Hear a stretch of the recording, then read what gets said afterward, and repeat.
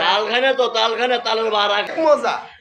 আমি তো আসলে জানি না তারা যে এভাবে সোলাইতে আছে। দেখেন ফাঁকিরে খাইবে গাছের মধ্যে হালা তলে, তারা আনে খায় ফাঁকির জিনিস। দেখছেন দেখছেন এই লোকের দিকে নেন, এরা এগুলো খায়। দেখছেন যারা এগুলো খায় বেশিরভাগ ফাঁকিরা শরীর শক্তি করে। ওরা কি ইয়ে রে এমনি দেখছে আরে কত দেখছে এরে, আরে কত দেখছে এরে, আরে কত দেয় রে, আরে কত দেয় রে, এমনি দেখছে আরে কত রে, এমনি দেখছে আরে এমনি দে, এমনি দেখছে দর্শক আরে এই জীবনে আমার মামা তো তোলা বাজারে ব্যবসায়ী এবং দোকান দিচ্ছে। আমার মামা জীবনে এক কাপ চা আমার খাওয়া নেই।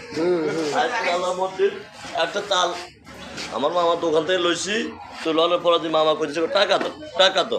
তো আমি মামারে বললাম, মামা তোমার টাকা দিলে আমি কি খাবি বাঁচবো? এটা মামা বোঝে না। সেলিমের বাগিনে মামার কাছে আসি, মামা দুটো তাল নিম আনের বলে তোরা লইব, লই খাইও। মামা ওটা ঠিক আছে। তো মামা আমার কাছে একটা তাল 350 টাকা চাইতেছে। কত চাইতেছে? 350। 350।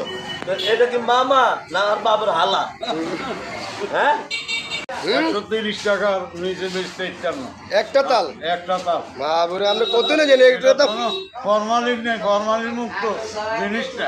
কাল লাগবে একাই কোনো বেগো লাগলে এখানে চলে যায়।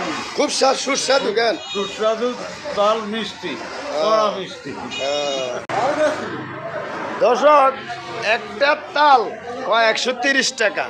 দেখেন এই তাল আগা আমরা খাইতাম না, এমন এত মজা লাগতো গাছের তলে হয়ে থাকতো। আর এখন এটা স্বর্ণের থেকে দামি হয়ে গেছে। যারা চেনে তারা খায়, কথা বুঝছেন? আপনারা খাইলে চলে আসবেন দত্তপাড়া বাজার। খাইতেছে তো তালের মধ্যে একটু বাড়ার মধ্যে কিছু রাখাও না। দেখেন কি মিলে খাইতে আছে। তাল খায় না তো, তাল খায় না, তালের বাড়া খায়, বাড়া খায়, বাড়া খায়।